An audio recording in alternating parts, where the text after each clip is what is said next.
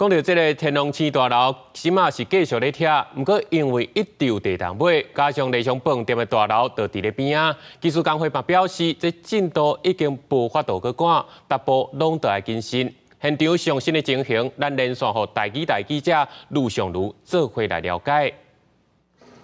是主播观众，记者目前到伫咧花莲的天王星大楼头前，咱会当看到目前是当在拆这个第9楼的部分，但是这个工程呢，自4月初5开始拆，一直到今嘛，敢若拆好头前的部分尔，进度实在是有较慢。因为台湾土木技术工会是表示讲，因为今嘛目前伊的高度也有较悬，就惊讲这个暗门土角若是连落来会去击到边仔的上酒店，安尼是较危险。所以咧做这个工程的时阵拢爱真谨慎，上无爱拆到7楼以下，才发度较紧的。另外，因为大楼当初倒的时，居民为着造成什么财物衫裤拢款袂付，长期在做公益的万人基金会就透过民助理的理长张东尧和花莲县议员杨华斌的协助，要寄付1人5000的慰问金，予天王星大楼的住户。列出来的名单计共是107人，咱来看拄只现场居民的心声。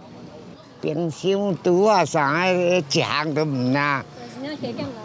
好啦，歹运啦，小灾该的。因为他们出来的时候，有的都是只有1件裤子、1件衣服，所有的身家财产都在里面。那我们就是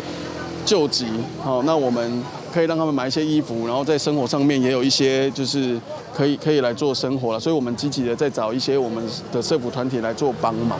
李长表示，目前基金会是先寄付50万，后续若是无够的部分会阁协调，希望讲互住户一寡安慰。因那大楼的居民是表示讲，这慰问金是加减补贴尔，希望讲过来政府会当赶紧规划长期的安置方式，让因的生活会当赶紧恢复正常。以上是记者伫咧天王星大楼上新的连续报道，再来甲镜头交互主播。